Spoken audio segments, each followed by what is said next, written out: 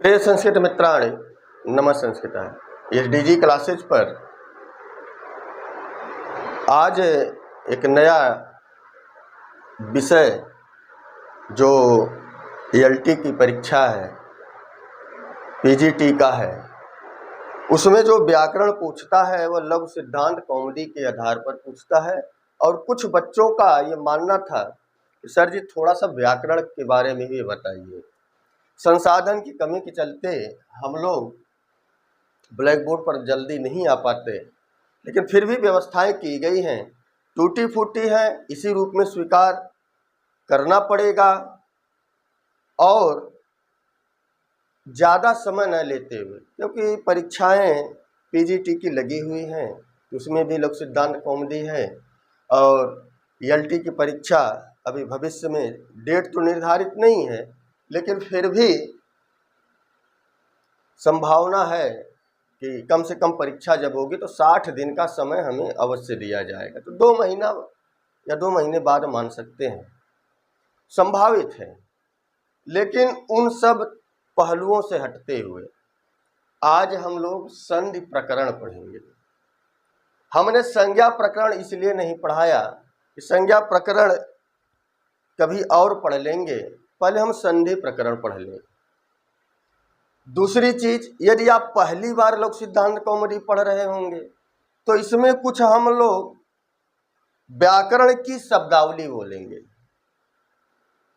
और व्याकरण की शब्दावली या तो पहले करके बताएं एक एक, किससे ये आदेश होता है, यह स्थानीय है, यह स्थान है, ये बाध्य है, ये बाधक है, तो समय ज़्यादा लग जाएगा।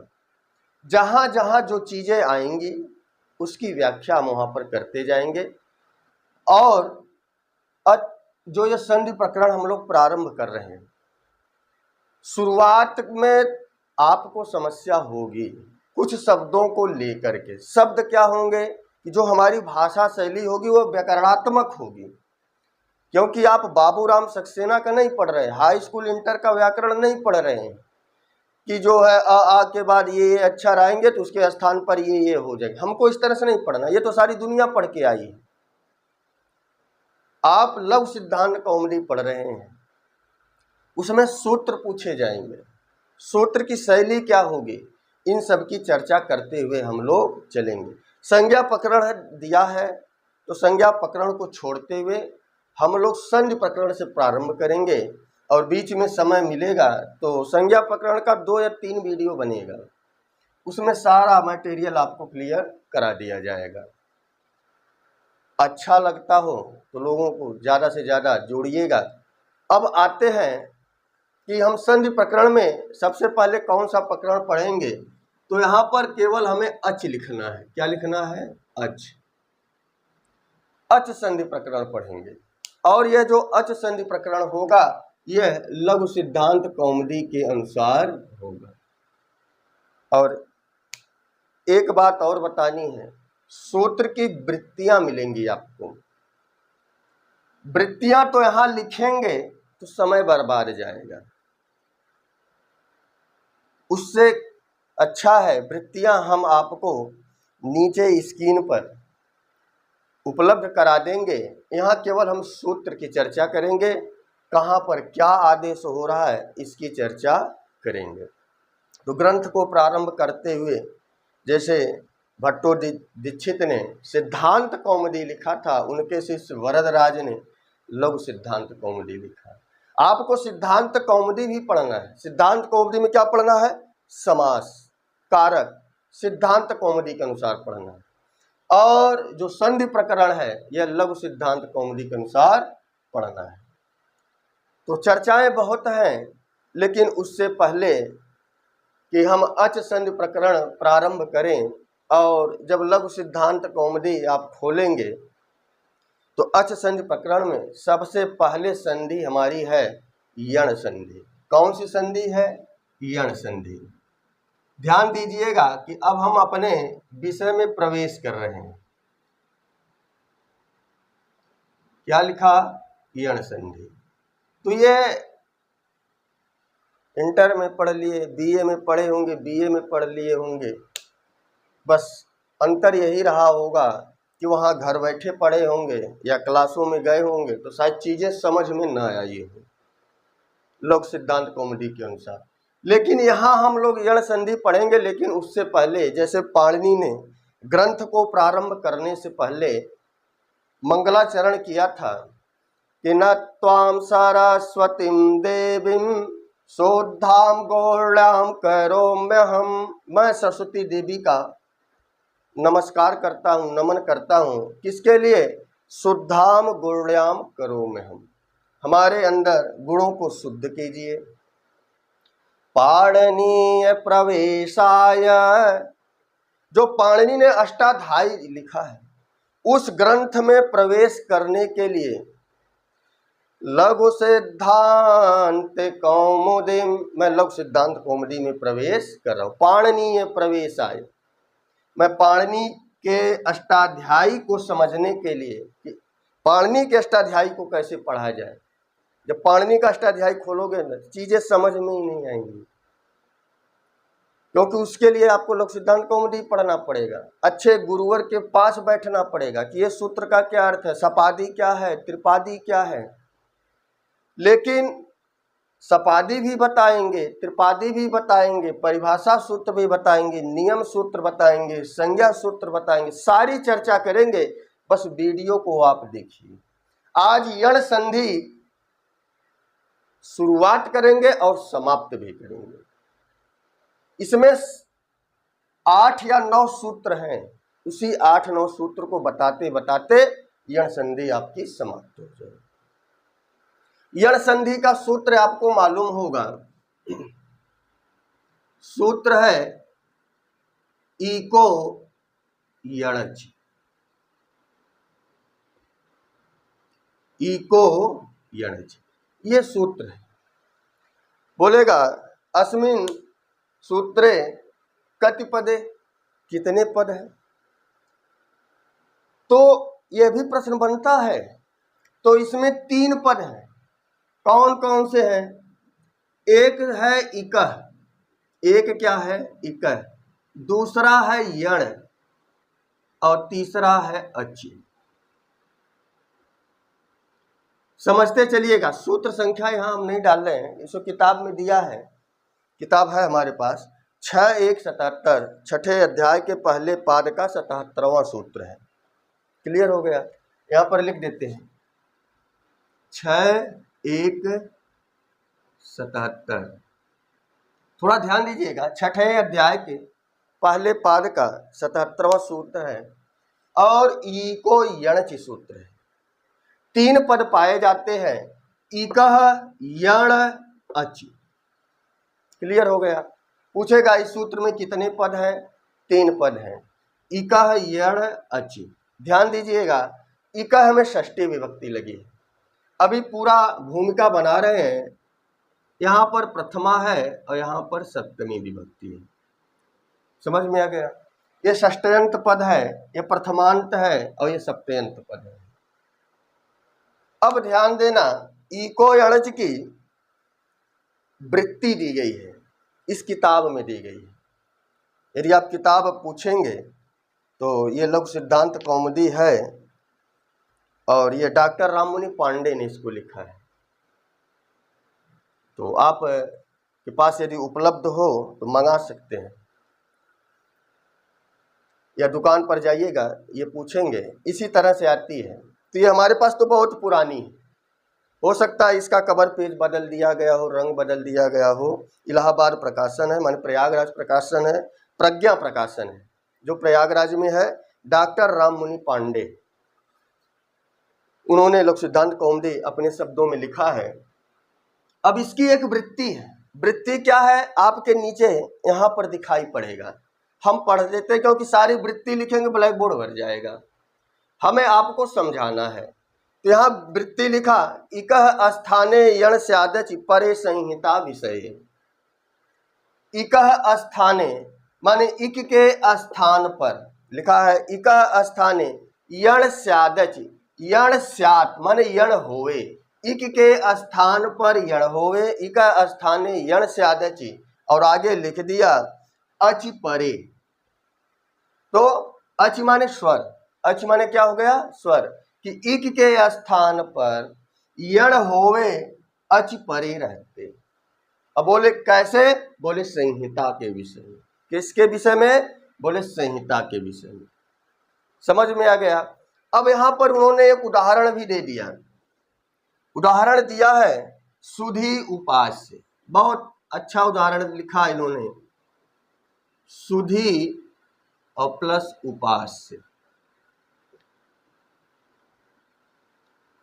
उन्होंने लिखा एक स्थाने यण से आदच परे संहिता विषय सुधे उपास्य। ये उदाहरण दिया। इति स्थिते, ऐसी वृत्ति लिखी है। वृत्ति का अर्थ आपको पहुंच गया कि इक के स्थान पर यण स्यात माने होवे अच परे रहते, माने अच बाद में रहने पर।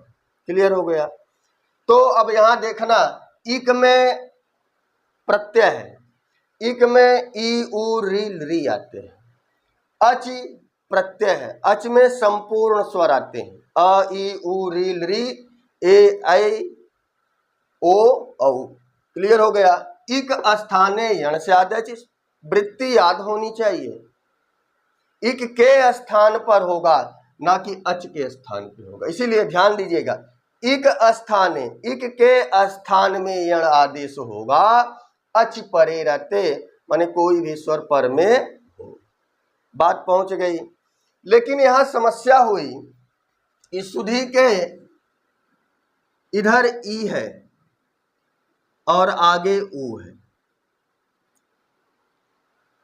अब एक एक सूत्र यहां आते जाएंगे, हम व्याख्या करते जाएंगे कि सुधी के अंतिम वर्ण में क्या है?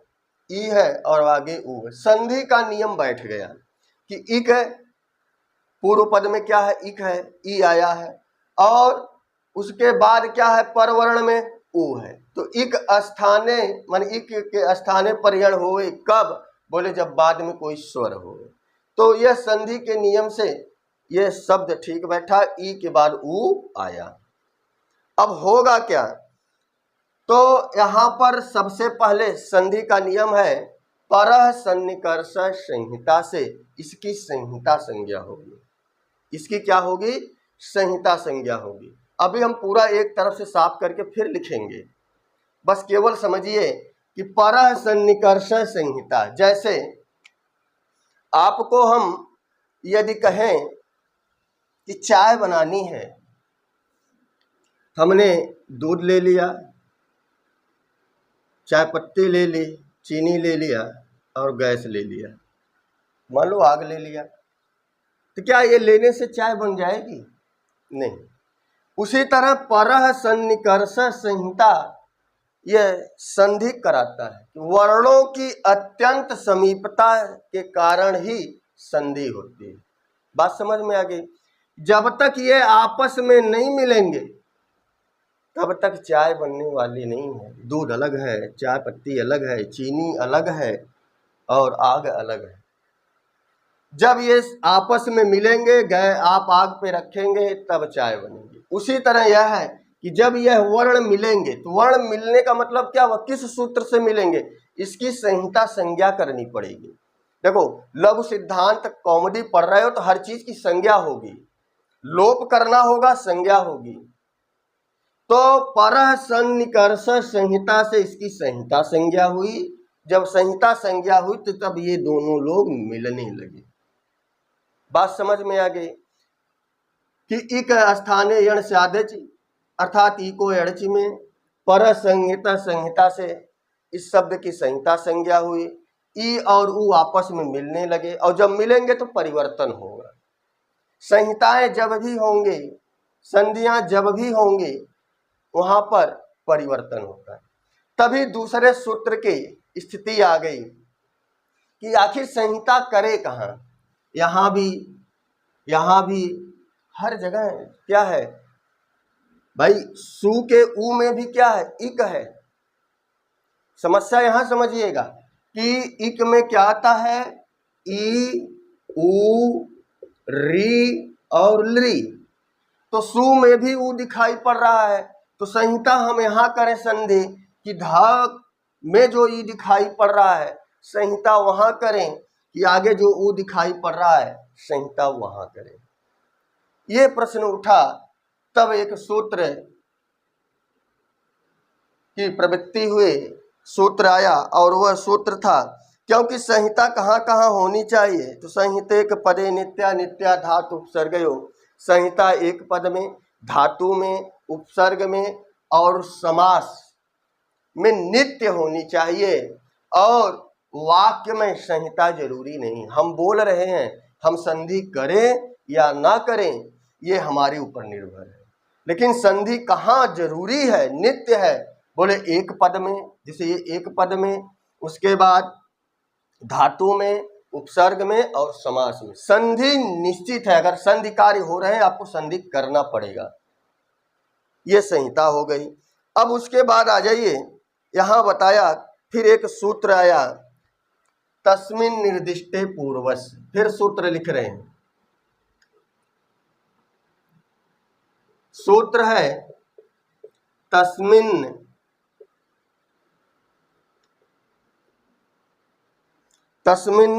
नीति है,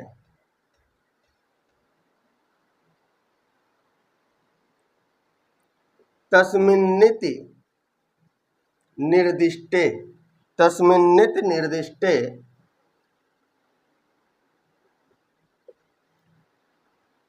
पूर्वस्य। भाव आप समझिएगा, इसकी भी वृत्ति है, वृत्ति आपको नीचे चलता हुआ या स्क्रीनशॉट के माध्यम से दिखाई पड़ जाएगा। अब संदेह हम कहाँ करें, ये चीज हो गई। तो ये पूर्व पद है और ये परपद है, ध्यान दीजिएगा। इसको हमने षष्ठी विभक्ति बताया और इसको सप्तमी विभक्ति बताया, उसी को सिद्ध करने के लिए कि संधि कहाँ करोगे, कि सुधि उपास्य के सु पे करोगे कि जो ध में ई है यहाँ संधि होगी। अब यहाँ पर संधि का नियम आया, इसकी एक वृत्ति लिखी है कि सप्तमी निर्देशेन, और लिखा विधीयमानम, सप्तमी निर्देशेन विधीयमानम कार्यम वर्णांतरेणा अव्यवहितस्य पूर्वस्य बोध्यम। इसका अर्थ समझिएगा कि सप्तमी निर्देशेन माने जो सप्तमी से निर्दिष्ट होगा। अच क्या है, सप्तमी लगी, अच में क्या लगी है, सप्तमी, तो सप्तमी से निर्दिष्ट यह है। तो तस्मिन्निति माने तस्मिन इति निर्दिष्टे पूर्वस्य, जो सप्तमी से निर्देशित होगा, तो वही लिखा है सप्तमी निर्देशेन विधीयमानम, वहीं पर कार्य करोगे।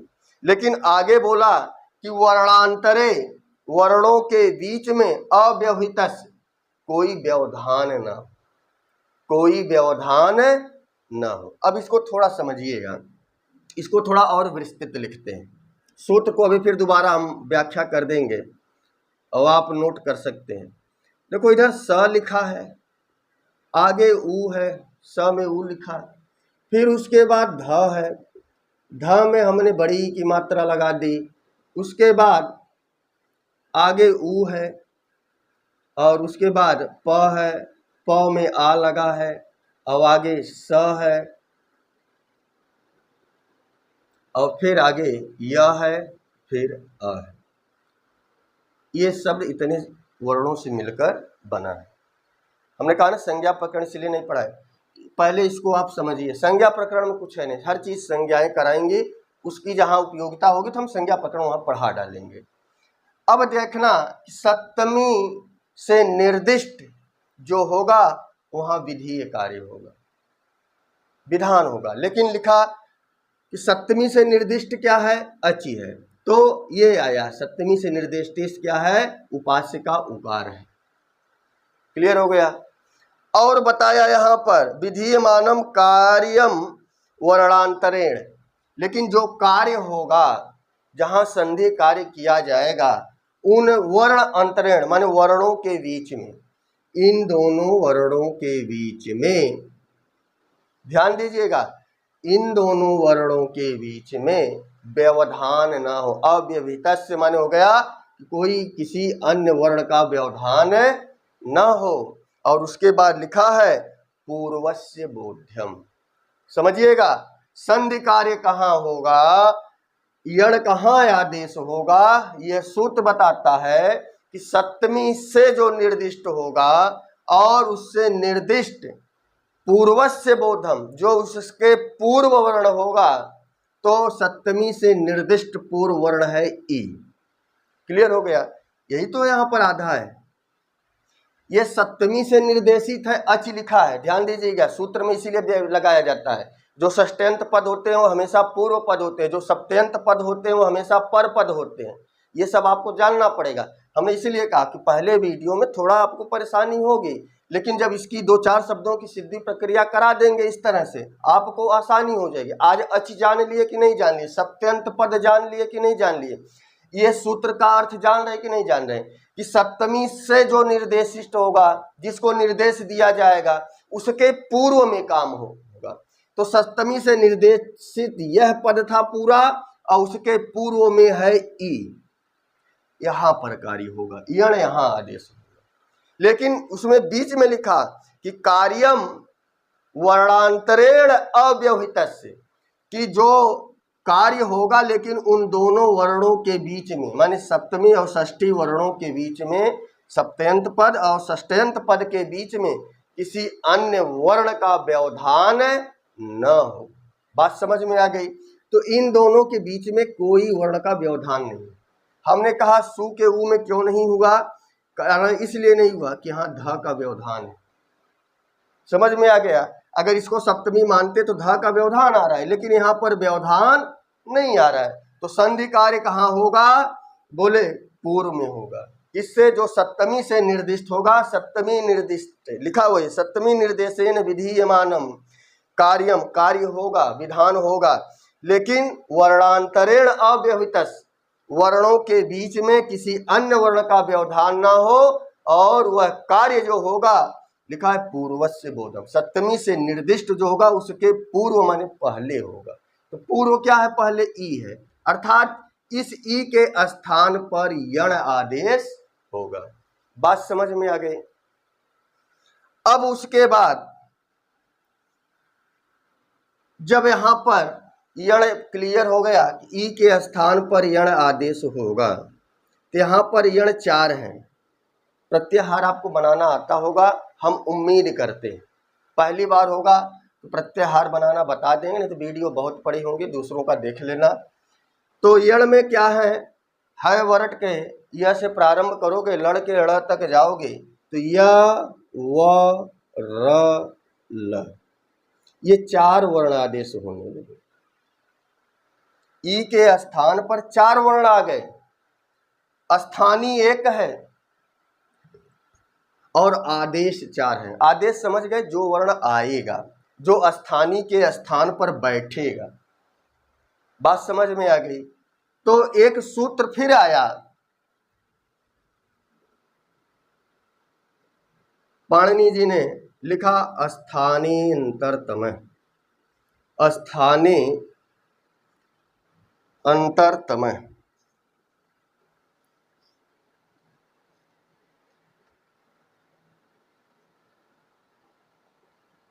स्थाने अंतरतम, वृत्तियां आपको नीचे स्क्रीन पे दिखते जाएंगे।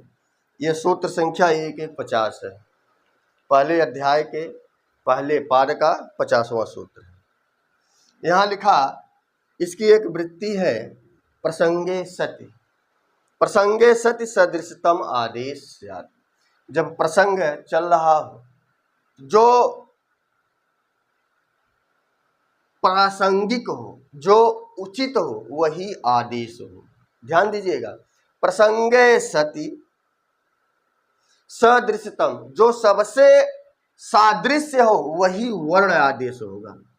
आप तो आसानी से जानते हैं कि क्या यह होगा, लेकिन यहाँ बताया कि जो आदेश सादृश्यतम होगा, जो सबसे ज्यादा नजदीक होगा, वही आदेश हो। तो यहाँ देखा गया कि यह वर्ण, आपने उच्चारण स्थान पढ़ा होगा, ई चू यसा नाम तालु, ई का यह का उच्चारण स्थान क्या है? तालु। दोनों एक जगह से बोले जाते हैं, एक जगह से ये पैदा हुए हैं, जन्म हुआ है, एक जगह से उच्चरित होते हैं। तो यहाँ पर ई के स्थान पर यह होगा। वह नहीं होगा कि वकार दंतोष्ठौ है। र इसलिए नहीं होगा कि रेटु रसाणाम मूर्धा, ये मूर्धन्य वर्ण है। लरेतु लसानाम दंता, इसलिए ये तीनों हट गए। ये तीनों क्या हो गए? हट गए। और जब ये तीनों हट गए तो यहाँ पर ई के स्थान पर क्या आदेश हो गया? यह आदेश हो गया। ई के स्थान पर क्या आदेश हो गया? यह आदेश हो गया। स्थानीय अंतरतम समझ गए कि जो अंतरतम है, तरप और तमम प्रत्यय है अधिकता बताने के लिए। बोले कि जो सबसे नजदीक हो, जो उसका सबसे खास हो, वही ई के स्थान पर आएंगे। जैसे हम लोग कभी सफ़र करते हैं, कोई अपने गांव का मिल गया और रास्ते में हमें उतरना है, तो हम लोग भी क्या करते हैं, अपने गांव वालों को बुलाकर सीट दे देते हैं, भैया हम उतरने वाले हैं, आ जाओ, बैठ जाओ। ये है स्थानीय अंतरतम। बात समझ में आ गई? इससे ज़्यादा अब हम समझा नहीं पाएंगे। स्थानांतर समझ गए कि रास्ते में कहीं भी जाओ, कोई भी अपना होगा, कहीं बाहरी शहर में देखेंगे, पता चलता है फला गांव का है, तो उससे हम संबंध बनाने की कोशिश करते हैं, यार हमारे इलाके का है, रहेगा तो मुसीबत में साथ देगा। इसीलिए ई के स्थान पर यह हुआ। ई भी तालु से बोला जाता था और यह भी तालु से बोला जाता था। हमने तो केवल एक चीज ली, इसमें तीन तीन चीजें ली जाती हैं। अभ्यंतर प्रत्यय, बाह्य प्रत्यय। समझ में आया कि यह भी अभ्यंतर प्रत्यय क्या है, बाह्य प्रत्यय में आता है कि नहीं आता है, उच्चारण स्थान क्या है, अल्प प्राण है कि महाप्राण है। ऐसे बहुत सारों को देखकर यहाँ पर वर्णों का चयन किया जाता है। उतना डीपली जाएंगे तो उतना डीपली ये पूछने वाला नहीं है कि ई के स्थान पर यह क्यों हुआ। साधारण सा है, बता दीजिएगा। ई चू यशा नाम तालु, दोनों एक जगह से बोले जाते थे, एक गांव से आते थे, एक क्षेत्र से आते थे। जो स्वभाव इसका वो स्वभाव इसका था, इसीलिए यहाँ पर ई के स्थान पर यह आदेश हुआ। यह केवल बोला प्रसंगे सति सदृशतम स्यात्, प्रसंग के विषय में। तो प्रसंग होता ना कि जो प्रासंगिक हो वही दे दो, माने जो उचित हो। तो प्रसंगे सति सदृशतम, जो उचित हो वही आदेश स्यात् माने होए। क्लियर हो गया? तो ई के स्थान पर यह आदेश हो गया। फिर एक सूत्र आया और वह सूत्र था, इसको हम थोड़ा सा मिटा दें, आप स्क्रीनशॉट लेके इसको रख लीजिएगा और अपना नोट्स बना लीजिएगा। प्रसंग या किताब होगी तो आपको अच्छी तरह समझ में आ जाएगा कि कहा क्या जा रहा है। फिर अगला सूत्र प्रवृत्त हुआ और अगला सूत्र था अनच। अगला सूत्र का था अनच। यह द्वित्व करने वाला सूत्र है। यह कौन सा सूत्र है? द्वित्व करने वाला। अनचि च, माने ये सूत्र कहीं और इसमें जुड़ेगा, ये कहीं और जाके जुड़ेगा, वो प्रक्रिया बाद की है। इसकी वृत्ति हम थोड़ा पढ़ लें। अनचि च का यह द्वित्व करेगा, किसी वर्ण को क्या कर देगा? दो बार कर देगा। अब कैसे करेगा? लिखा है अचः परस्, अच के बाद। अच माने स्वर समझिएगा। अचः परस् यरो द्वे वा माने विकल्प से। जहां कहीं सूत्र में वा आ जाए समझना वह वैकल्पिक सूत्र है। कौन सा सूत्र है? वैकल्पिक सूत्र। एक बार होगा और एक बार नहीं होगा। नहीं अभी समझ में आया, अभी आगे क्लियर कर देंगे। तो ये अचः परस्य यरो द्वे वा, बोले अच के पर में यर होने पर, यर एक प्रत्याहार है, कपय सक्षर तक जाएंगे। कहाँ के? है वरट के हस। बात समझ में आ गई? य व र ल य म ङ ड़, यही सब आएंगे। झ भ य घ ढ ढ, ज ब ग ड द ख फ छ ठ च ट त। क्लियर है?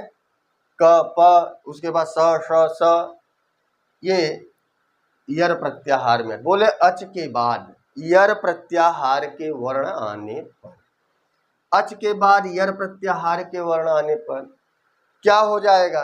देखना, यहां पर अच दिया है, थोड़ा ध्यान दीजिएगा। अलग इसलिए लिख दिए, अच है उ, अच क्या है? उ। और ये जो ध वर्ण है ये यर के अंतर्गत आता है। तो वही सूत्र आया, अचः परस यरो दो वा अस्त न त्वच इति धकारस्य द्वितीयम, लिखा अच स्वर के बाद यर वर्ण आने पर यर का विकल्प से द्वित्व हो जाता है। क्या हो जाता है? द्वित्व हो जाता है। बात समझिएगा, यर का द्वित्व हो जाएगा तो अब इसको हम दोबारा लिख देते हैं। द्वित्व कहाँ हुआ? यहाँ अच है, अच के बाद यर आया तो ये ध वर्ण 2 बार अब लिखा जाएगा। और यह वैकल्पिक सूत्र है, एक बार लिखा जाएगा और एक बार नहीं लिखा जाएगा। स उ, अब इस सूत्र से क्या हो गया? 2 बार ध हो गया और ई किस में बदल गया? य में बदल गया। और आगे ऊ था, प था, आगे वाला शार्ट का लिख दें, ज़्यादा नहीं, जहाँ पर ज़्यादा संधिकार हो रहे हैं वहीं पर उपास से। बात समझिएगा, अनचिच सूत्र आया और देखा इसमें हमारा नियम लग रहा था तो उन्होंने क्या कर दिया?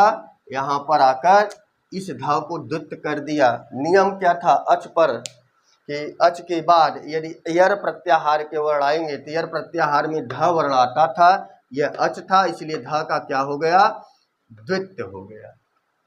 सु ध ध य, समझ में आ गया यह सूत्र। फिर उसके बाद ये द्वित्व करने वाला और वैकल्पिक सूत्र है। जब यह सूत्र वैकल्पिक होगा, जब नहीं होगा तब ध नहीं होगा। इसीलिए सुधी उपास्य के 2 रूप बनेंगे। वीडियो लंबी होगी, कमेंट में अवश्य बताइए। अगर समझ में ना आए या ये भाषा शैली समझ में ना आए कि कुछ व्याकरणात्मक भाषा शैली कठिन है तो बताइएगा, तो हम उसको और आसान करने का प्रयास करेंगे। लेकिन हम लोग अत्यंतम प्रयास कर रहे हैं कि आपको समझ में आ जाए।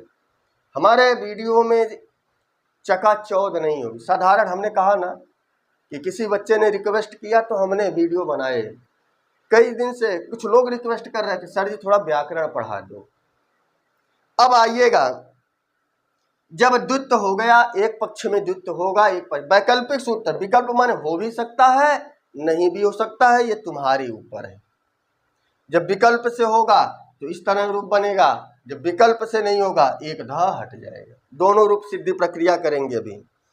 तभी यहाँ पर नियम लग गया, संधि हो गई। हमने कहा था ना कि संहितेक पदे नित्या नित्या धातु उपसर्गयो। संहिता कहाँ कहाँ बोले? एक पद में, धातु में, उपसर्ग में, समास में। तो अब एक पद में कर रहे हैं, धातु होगी वहाँ भी होगा। अब सूत्र आया, शायद यह आप सूत्र बहुत छोटी कक्षाओं में पढ़े होंगे। झलाम जस झस, हमने कहा ना 7-8 सूत्र से ये यण संधि बनेगी। झलाम जस झस, झलाम जस झस।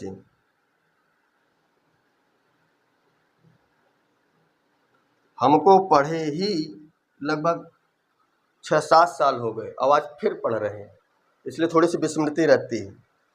झलाम जस झस, बोले झल प्रत्याहार के बाद झस आने पर, झलाम झल के बाद झस आने पर जस हो जाता है। और जब इसकी वृत्ति पढ़ोगे तो पाणिनि ने लिख दिया स्पष्टम। कहिए स्पष्ट है, इसमें कुछ बताना ही नहीं है। झलाम झल के बाद झस, झस प्रत्याहार के वर्ण आएंगे तो झल के स्थान पर क्या हो जाएगा? जस आदेश हो जाएगा। अब झल क्या है? आपको माहेश्वर सूत्र याद होगा कि प्रत्येक वर्ग का पहला, दूसरा, तीसरा, चौथा वर्ण। अब ये वर्ग क्या है ये आपको समझना पड़ेगा कि संज्ञा प्रकरण में जब पढ़ाएंगे बताएंगे। क वर्ग से क ख ग घ ङ का बोध होगा, च वर्ग से छ छ ज झ ञ का बोध होगा। 5 वर्ग पाए जाते हैं, क वर्ग, च वर्ग, ट वर्ग, त वर्ग, प वर्ग। तो बोले कि झलाम झल प्रत्याहार के बाद आप सूत्र प्रारंभ करिएगा कि झभ घटदस, जबगढ़दस, खप छठत, चटतो, कपय सक्षर हल, यही आएंगे। झब के झ से स्टार्ट होगा, हल तक के वर्ण आएंगे। तो झल प्रत्याहार के वर्ण क्या है कि केवल पंचमाक्षर यानी सभी वर्ग के य म ङ ड़ न म और ह इधर छोड़ दिया, लेकिन नीचे वाले ह को ले लेता है। तो ह क्योंकि किसी सूत्र में ऊपर चाहिए था इसीलिए माहेश्वर सूत्र में ह 2 बार आया। हमें यहाँ यह समझना है झलाम में क्या है? प्रत्येक वर्ग का पहला, दूसरा, तीसरा, चौथा वर्ण। तो प्रत्येक वर्ग का पहला, दूसरा, तीसरा, चौथा वर्ण क्या है? क वर्ग का पहला वर्ण क है, ख दूसरा है, ग तीसरा है, झ चौथा है, च वर्ग का च, छ, ज, झ, ये 4 वर्ण हो गए। जिस क्रम में पहला, दूसरा, तीसरा, चौथा कर लीजिएगा। हमने कहा जहां जो चीजें होंगी हम समझाने का प्रयास करेंगे। कुछ व्याकरणात्मक हमारी शब्दावली होगी, उसको आप समझना पड़ेगा और धीरे धीरे आप समझ जाएंगे। बोला झलाम जस झस, बोले झल के बाद क्या आ जावे? झस आ जावे। झस क्या है? प्रत्येक वर्ग का तीसरा चौथा वर्ण, प्रत्येक वर्ग का तीसरा चौथा वर्ण। जैसे क ख को छोड़ दो तो लिख दिया ग और घ, ये तीसरा वर्ण है, चौथा है। च छ छोड़ दो, ज और झ। इसी तरह पांचों वर्गों में आओगे, ट वर्ग में आओगे, त वर्ग में आओगे, प वर्ग में आओगे। बोले प्रत्येक वर्ग के पहले, दूसरे, तीसरे, चौथे वर्ण के बाद उसी झस प्रत्याहार के वर्ण आए, माने प्रत्येक वर्ग के तीसरे चौथे वर्ण आएंगे तो क्या हो जाएगा? उस वर्ग का तीसरा वर्ण जस हो जाएगा। जस में क्या है? ये है तीसरा वर्ण। जब गड दस, क ख ग तीसरा वर्ण, च छ ज तीसरा है, ब तीसरा है, द वर्ण तीसरा है। इसको थोड़ा सा आप देखते रहिएगा कि जस में क्या क्या आते हैं। यहाँ लिखते हैं या तो ज आएगा, ब, ग, ड, द, ये जस है। झल समझ में आ गया? प्रत्येक वर्ग का पहला, दूसरा, तीसरा, चौथा। झस क्या है? प्रत्येक वर्ग का तीसरा चौथा वर्ण। अब ध्यान देना, झल के स्थान पर झस हो जाए। अब ध्यान देना, जब यह सूत्र आया इसको झल माना गया, इसको क्या माना गया? झल माना गया, और इसको माना गया झस। इसको क्या माना गया? झस। अब ध्यान दीजिए, जब दो ध हो गए, एक ध को झल माना गया, एक ध को झस माना गया। अब कैसे माना गया? तो थोड़ा सा यहाँ पर इसकी लाइन लिख देते हैं, त, थ, द, ध, न। यही तो है।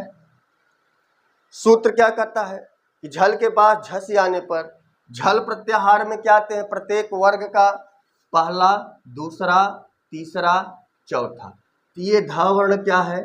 चौथा वर्ण है, इसलिए झल में आया। बात समझ में आ रही है?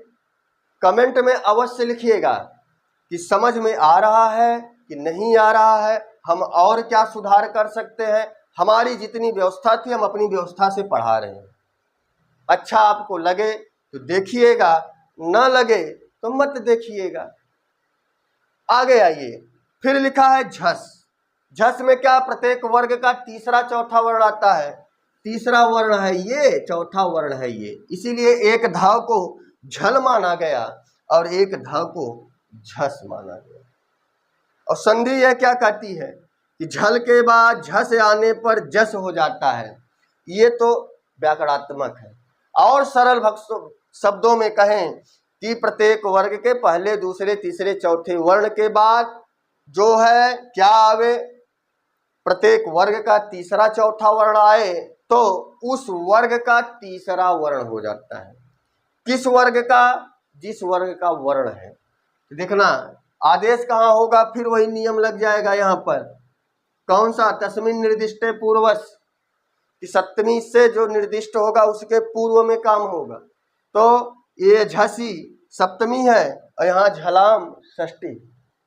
ध्यान दीजिएगा, वही नियम फिर यहाँ, हम उसके नियम में नहीं पढ़ेंगे। आपको साधारण सा समझिए कि झस के स्थान पर जस हो, झल के स्थान पर जस होगा। अब यह ध किसमें बदलेगा? क्योंकि जस 3, ये 5 है, स्थानीय 1 है, आदेश 5 है। आदेश माने जो वर्ण आके बैठेगा। अब देखा गया ज वर्ण को है तालु से बोला जाता है, ब वर्ण ओष्ठ से बोला जाता है, ग वर्ण कंठ से बोला जाता है, ड वर्ण मूर्धा है। एक ही वर्ण ऐसा था जो ध के जैसा था। किसके द्वारा? स्थाने अंतरतम सूत्र के द्वारा। इस ध के स्थान पर क्या हो गया? द वर्ण आदेश हो गया।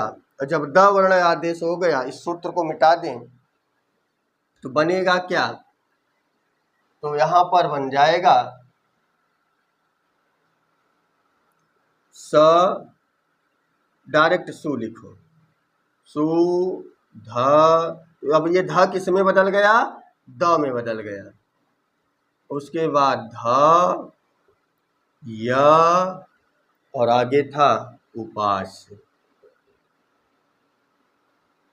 यहां तक समझ में आ गया हो? कमेंट में हाँ अवश्य लिखिए। क्यों? ये अगर उधर से जवाब ना आए, देखना अच्छी बात है, लेकिन जब यहाँ से रिक्वेस्ट किया जाता है, समझ में आ रहा हो, हाँ लिखो। कहाँ गड़बड़ी है कमेंट में लिखो कि हमें ये सूत्र समझ में नहीं आया। तो जब हम नेक्स्ट वीडियो बनाएंगे, आपके कमेंट को उठा लेंगे शुरुआत में 2 मिनट के लिए, 4 मिनट के लिए, 5 मिनट के लिए, कि फला फला व्यक्ति को ये सूत्र समझ में नहीं आया, लो आज दोबारा बता देते हैं। और आप केवल देखते ही रहते हो अपने स्वार्थ के लिए, हमारा कोई स्वार्थ नहीं। तो अवश्य पूछा करिए कि हमें ये सूत्र समझ में नहीं आया, किसके स्थान पर कैसे क्यों हो गया, तो हम बताने का प्रयास करेंगे। अब जब यह सूत्र आया कि सु द झलाम जैसे, इस ध को द आदेश हो गया, इस ध को क्या हो गया? द आदेश हो गया। जब द आदेश हो गया, फिर सूत्र में एक आया लोप करने वाला। कौन सा सूत्र आया? लोप करने वाला। ऊपर वाला मिटा दें, क्योंकि इसको इको एनर्जी से हम बता ही रहे थे। अब जब लोप करने वाला सूत्र आएगा, और वह सूत्र का नाम है, हमने कहा ना 7, 8 या 9 सूत्रों से यह यण संधि आपकी क्लियर होगी। लोप करने वाला सूत्र संयोगांतस्य लोप है। संयोगांतस्य, आप जब लोग सिद्धांत कौमुदी पढ़ेंगे, ये सब सूत्र आपको मिलेंगे। किताब आपके पास हो बहुत अच्छी बात है। लोपस्य, लोप है, ये लोप करने वाला सूत्र है। केवल वृत्ति समझते जाइए, कुछ होगा नहीं, हम यहाँ से क्लियर कर देंगे। ये सूत्र संख्या है इसकी 8-2-23, 8वें अध्याय के दूसरे पाद का 23वां सूत्र है। यह सूत्र लिखता है संयोगांतम यत पदम, माने यत माने जिस पद का संयोग हो रहा है।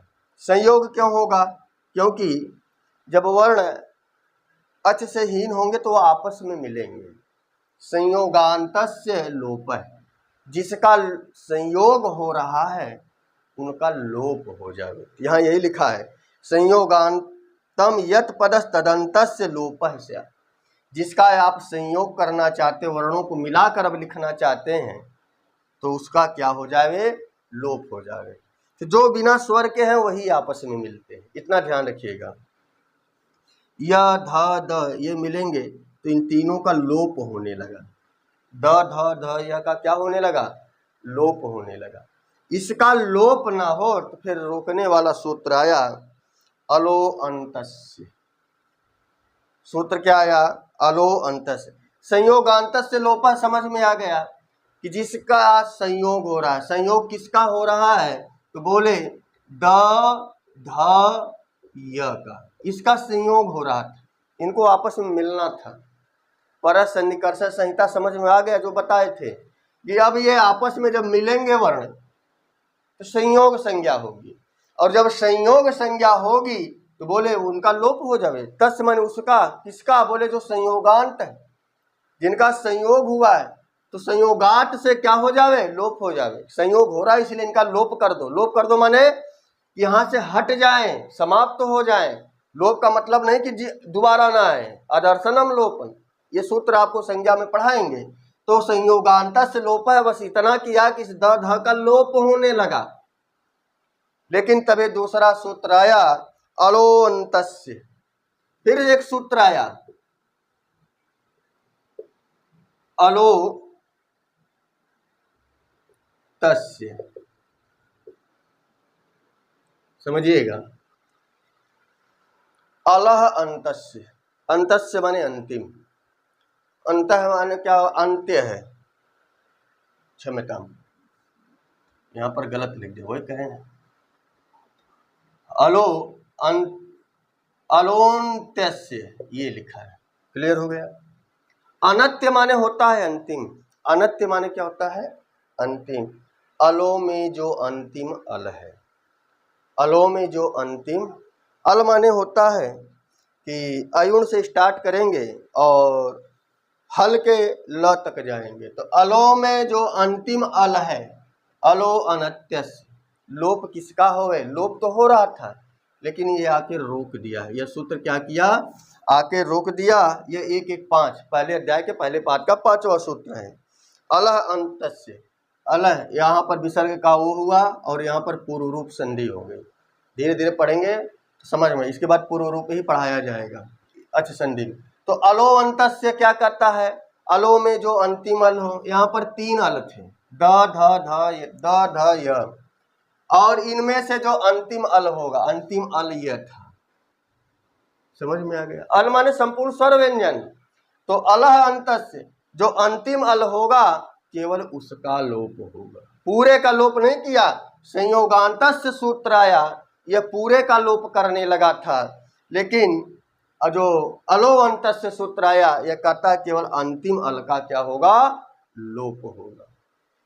जब अंतिम य का लोप आएगा तो आपने जानते होंगे कि व्याकरण के त्रिमुनि पाणिनि, कात्यायन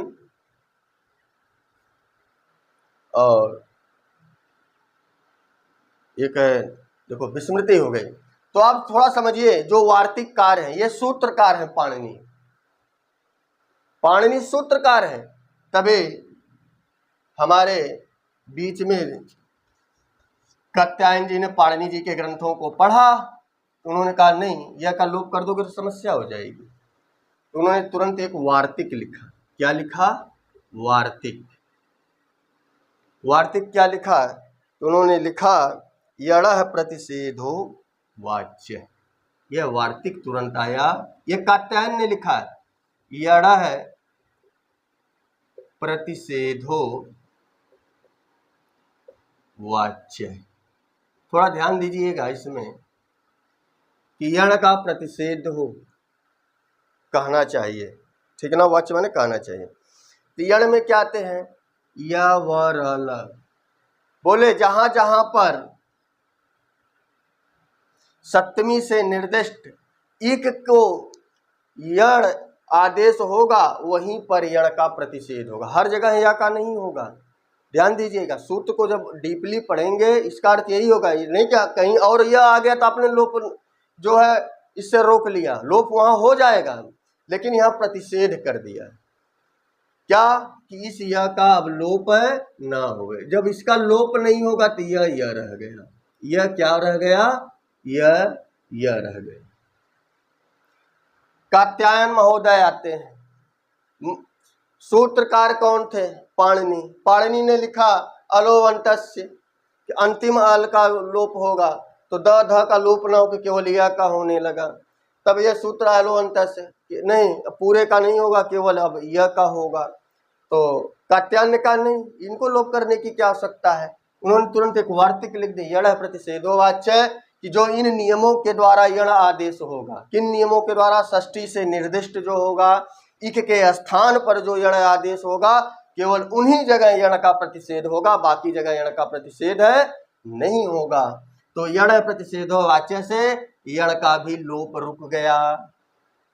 जब यण का लोप रुक गया तब हुआ क्या? तो जब इनका लोप रुक गया तो अब कुछ साधारण नियम आपको बता देते हैं। होगा क्या?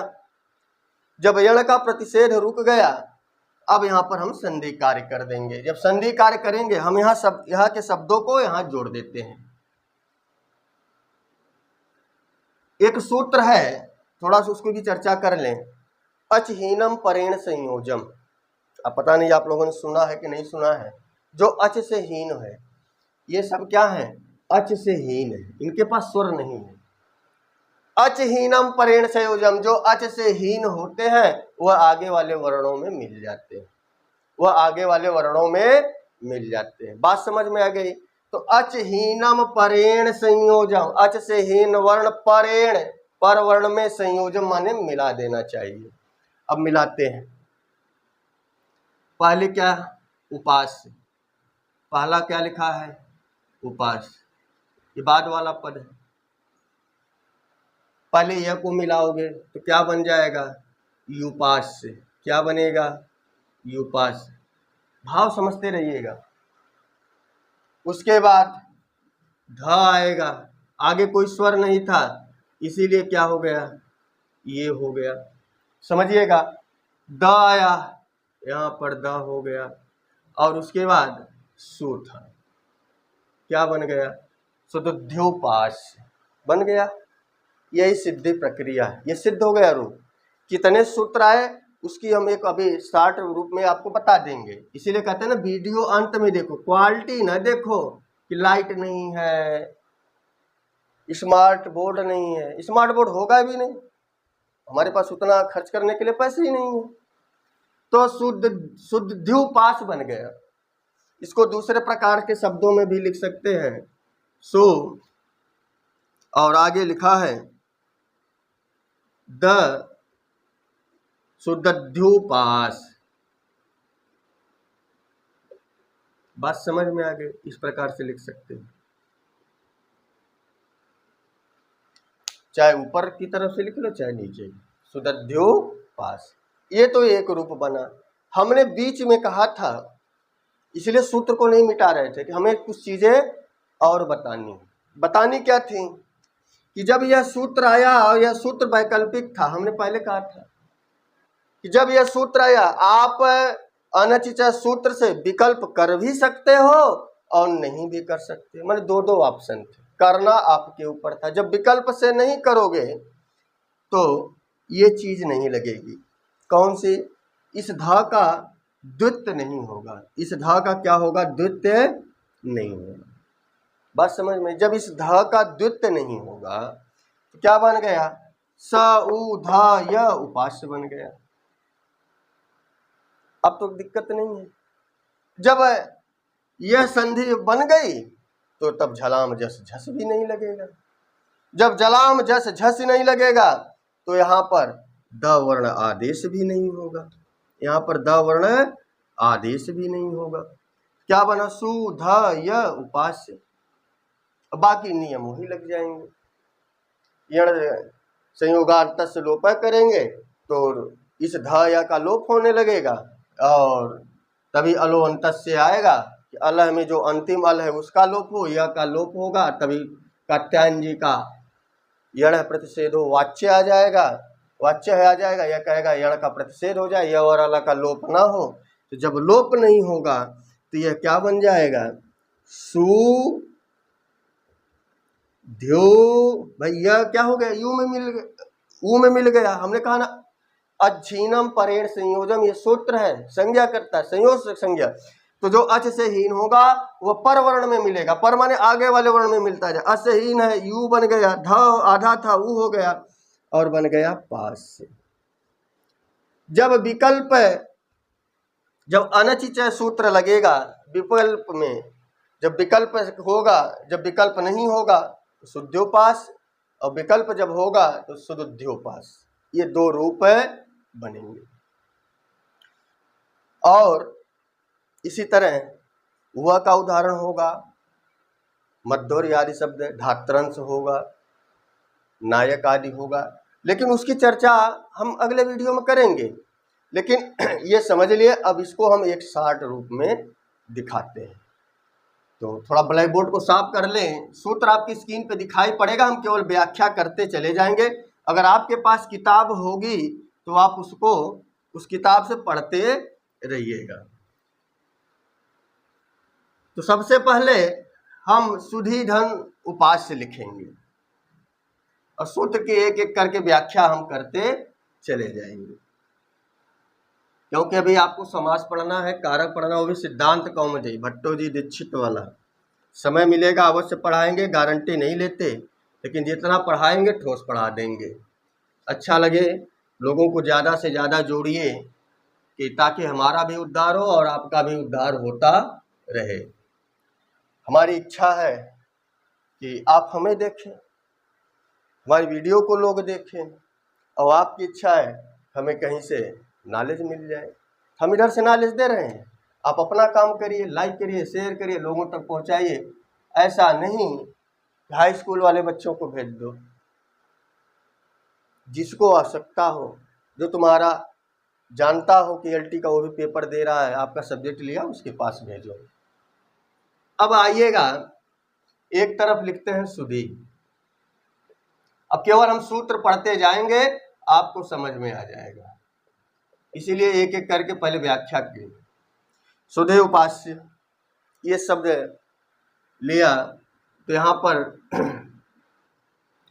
संधि कार्य होना था, सूत्र आया परः सन्निकर्षः, परः सन्निकर्षः संहिता, वर्णों की अत्यंत समीपता, इसका वृत्ति है वर्णों की अत्यंत संहिता जब हुई तब यहाँ पर संधि कार्य हो गए, और जब संधि कार्य हुए तो इको यणच सूत्र आया।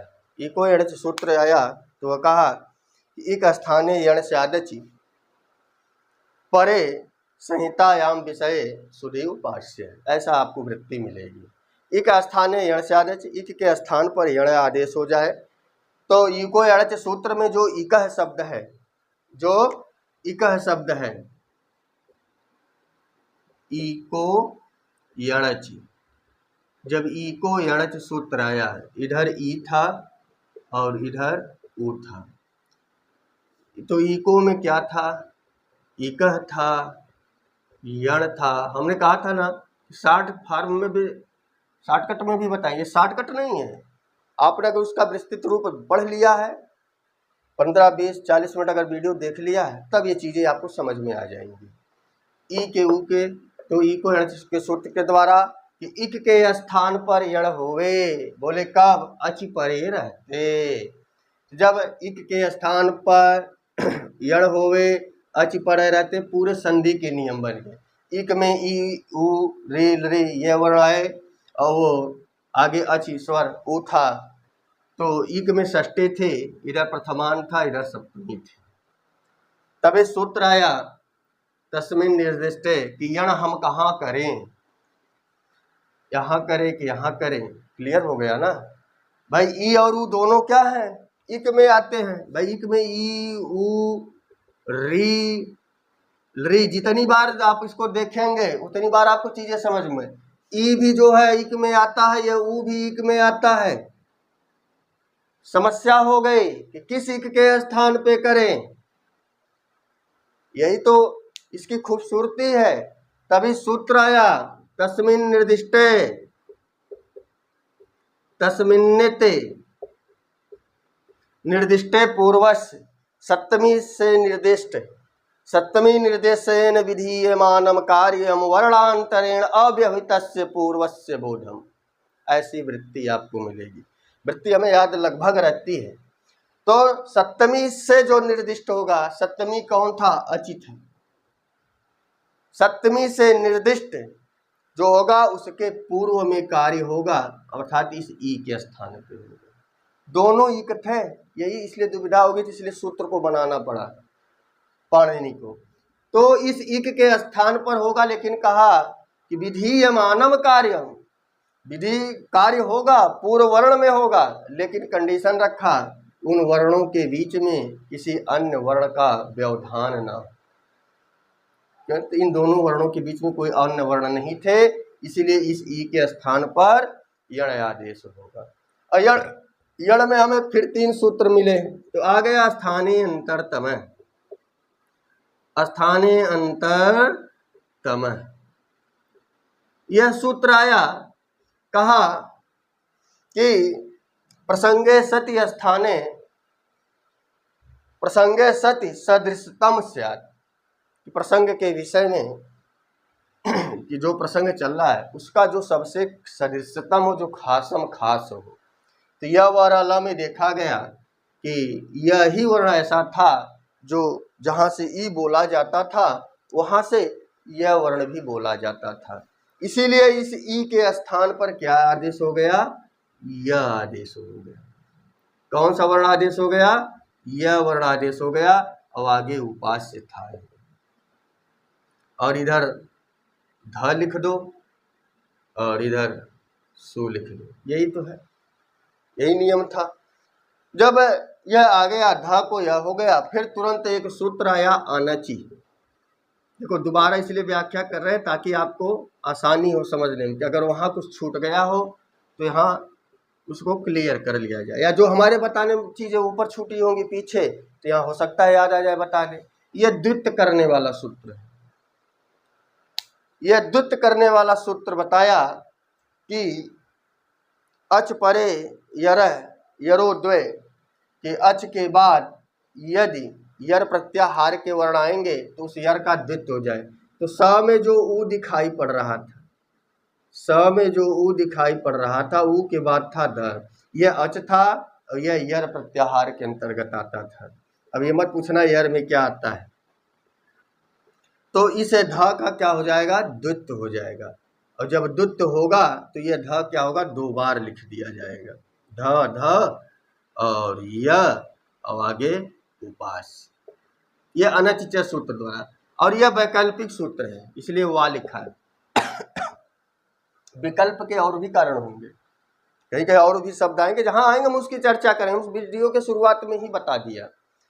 तो सु उ ध ध य ये बन गया इस सूत्र के द्वारा, अनचित सूत्र के द्वारा। नियम क्या था कि अच परे यरो, अच के बाद यर आने पर क्या हो जाएगा? उस यर का वर्ण द्वित्व माने 2 बार हो जाएगा। तो ध आया, अच के बाद ध आया, तो इसीलिए क्या हो गया? ध 2 बार हो गया। फिर उसके बाद सूत्र आया कि जब अनचित सूत्र आ गया, अब इसका हमें क्या करना था? एक संधि लगने लगी कि संहितेक पदे नित्या नित्या धातु उपसर्गयो, कि संहिता कहाँ कहाँ करनी चाहिए। संहिता माने संदेह, हमने यहाँ लिखा ना पर सन्निकर्ष संहिता, संधि करने वाला सूत्र है। तो संहिता कहाँ कहाँ होनी चाहिए? बोले एक पद में, उपसर्ग में, धातु में, समास में नित्य होना चाहिए।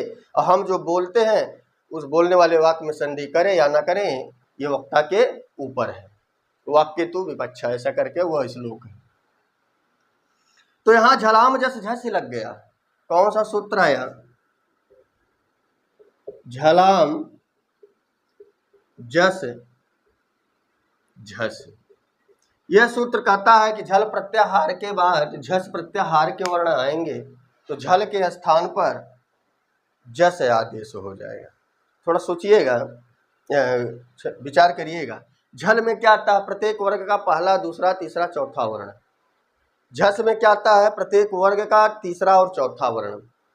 ये पहला, दूसरा, तीसरा, चौथा वर्ण समझ में ना आए तो इसका वीडियो हम कभी बना देंगे, लेकिन इतना समझिए पहला, दूसरा, तीसरा, चौथा वर्ण क्या होता है। फिर दोबारा बता देते हैं। हमने पूरी एक सेंटेंस लिख लिया, क ख ग घ ङ, ये पहला है, दूसरा है, तीसरा है, चौथा है, पांचवा है। अब नहीं समझना ना, क्योंकि जो पहली बार लोग सिद्धांत कौमुदी पढ़ेंगे तो व्याकरणात्मक शैली को, इसकी भाषा थोड़ी सी होती है, इससे सरल भाषा में नहीं बताया जा सकता। तो प्रत्येक वर्ग का पहला, दूसरा, तीसरा, चौथा वर्ण आए और उसके बाद उस वर्ग का तीसरा, चौथा वर्ण आए, माने ग घ आए। पहले क्या आवे? क ख ग घ आवे। पांचों वर्ग का ध्यान रखना, 5 वर्ग होते हैं, क वर्ग, च वर्ग, ट वर्ग, त वर्ग, प वर्ग। इसके लिए आया है सूत्र कोचो टो तो पो, कोचो टो तो पो। ये 5 वर्ग है। कु से क वर्ग, चू से च वर्ग, टू से त वर्ग, तू से त वर्ग, पू से प वर्ग। तो एक वर्ग में 5 अक्षर, 25 अक्षर हो गए। प्रत्येक वर्ग का झल प्रत्याहार में कितने वर्ण आएंगे? तो बोले प्रत्येक वर्ग का पहला, दूसरा, तीसरा, चौथा, 5 वर्ग हैं। एक वर्ग से 4 वर्ण लिया तो 5 गुणते 4 करोगे, 20 वर्ण आएंगे। तो झल प्रत्याहार में कितने वर्ण? 20 वर्ण। के बाद झस प्रत्याहार के वर्ण आए, प्रत्येक वर्ग का तीसरा, चौथा वर्ण आए। जब तीसरा, चौथा वर्ण आएगा तो एक वर्ग से कितना लिया गया? 2 वर्णों को लिया गया। 5 है, माने 10 वर्ण आए। 20 के बाद 10 वर्ण आने पर, तो ये हमारा कोटेशन है। परीक्षा में याद कैसे किया जाता है? तो झलाम माने झल प्रत्याहार, प्रत्येक वर्ग के पहले, दूसरे, तीसरे, चौथे वर्ण के बाद झस प्रत्याहार, उस वर्ग का, क्षम्यता, तीसरा, चौथा, प्रत्येक वर्ग का तीसरा, चौथा वर्ण आएगा तो उसके स्थान पर जस आदेश हो जाएगा। जस क्या है? तो बोले ज ब ग ड द, ये जस है। क्लियर हो गया? और सब क्या है? तीसरे वर्ण है। प्रत्येक वर्ग के तीसरे वर्ण 5 है। च वर्ग का ज है, प वर्ग का ब है, क वर्ग का ग है, ट वर्ग का ड है, ट वर्ग का द है। ज से आदेश हो जाए तो यहाँ ये झल में आया, ये झस में आया, इसीलिए इस झल के स्थान पर क्या हो गया, द आदेश हो गया। तो क्या बना, स उ द ध य। क्लियर हो गया। अब आगे उपास्य था। अब यहाँ पर जब ये हो गया तो सूत्र आया संयोगातस्य लोप है। जब इनकी संयोग संज्ञा होने लगी, अब तो संधि कार्य हो गए, संधि कार्य के बाद अब इनको जोड़ दो, शब्द बन जाना चाहिए। जब इनकी संयोग करने लगे तो पाणिनि ने एक सूत्र बनाया था कि जिनकी संयोग और संज्ञा होगी उनका लोप हो जाएगा, संयोगांतस्य लोप है। तो ये संयोग होने लगे तो इनका लोप हो जावे। तभी फिर एक सूत्र आया अलोअंतस्य पूर्वज, अलोअंतस्य कि अलो में जो अंतिम अल होगा उसका लोप होगा। तो न चाहते हुए केवल यह का लोप होने लगा। सूत्र यहां लिख देते हैं। पहला सूत्र था संयोगांतस्य, संयोगांतस्य लोप है कि जिनका संयोग हो रहा है तस्य माने उसका क्या करो, लोप कर दो। फिर सूत्र आया अलोन्तस्य अनत्यस्य, अलो में जो अंतिम अल है केवल उस अल का लोप होगा, माने यह का। यहाँ पर क्या हो गया था, द ध य तीनों का लोप होने लगा था, लेकिन जब यह सूत्र आया तो केवल यह का लोप होने लगा। क्लियर हुआ। तभी कात्यायन जी आए और कात्यायन जी ने क्या कहा, एक वार्तिक लिख दिया, यणः प्रतिषेधो वाच्य। यणः प्रतिषेधो वाच्य, यण का प्रतिषेध कहना चाहिए या करना चाहिए। यह वर्ण का प्रतिषेध हो जाएगा, अर्थात यह का लोप नहीं होगा। जब यह का लोप नहीं होगा तब वही सूत्र आएगा अच्छहीनम परेण संयोजम। अच से जो हीन होगा वह पर वर्ण में मिल जाएगा। तो हम यहाँ मिलाते चले जा रहे हैं कि जब अच से हीन होगा उपास्य में पहले यह जाके मिलेगा तो बनेगा यू उपास्य। क्या बन गया, यू उपास्य। ध जाके मिलेगा आधा ध हो जाएगा, द जाके मिलेगा, स जाके ऊ में मिलेगा तो क्या बन जाएगा, सुदध्योपास्य। और जब यह विकल्प नहीं होगा तो केवल क्या बनेगा, शुद्ध्योपास्य बनेगा। क्या बनेगा, शुद्ध्योपास्य। ये दो रूप बनेंगे। जब अनचिच सूत्र से विकल्प नहीं करेंगे तो यहाँ पर तब झलाम जस झस ही नहीं लगेगा। बात समझ में आ गई। एक शुद्ध्योपास्य बनेगा, एक शुद्ध्योपास्य बनेगा। ये पूरे वर्णों की सिद्धि प्रक्रिया रही और ये आपकी यण संधि रही। कल इसको थोड़ा सा फिर डिफिनेशन करेंगे, इसकी जो व्याख्या करेंगे। और व का अभी तो केवल य का पढ़ा ना, य व र ल 4 वर्ण आदेश हैं, य व र ल। अभी हमें 3 वर्ण पढ़ने हैं। तो हमने कहा ना पहले वीडियो में आपको कठिनता होगी और सारे में फिर यही सूत्र लगेंगे। व में भी होगा, र में भी होगा, ल में भी होगा। 4 बार पढ़ाएंगे, चीजें समझ में आ जाएंगी, मुजबानी याद हो जाएंगी। मुजबानी का मुंह जबानी समझो, याद हो जाएंगी, इसकी गारंटी हम लेते हैं। बस आप एक बार पढ़ो तो किताब आपके पास होनी चाहिए। लोग सिद्धांत कौमुदी नहीं है, वीडियो के माध्यम से पढ़ना चाहते हो, किताब खरीदने का प्रयास करो। ना हो तो बताना, पीडीएफ बना के हम भेज देंगे। किताब है, पीडीएफ बना के भेज देंगे, आप लोड कर लीजिएगा, उससे पढ़ लीजिएगा। तो वीडियो कैसा लगा कमेंट बॉक्स में अवश्य लिखिएगा। तो बस आज के लिए इतना ही। नमः संस्कृताय, शुभ संध्या, शुभ रात्रि।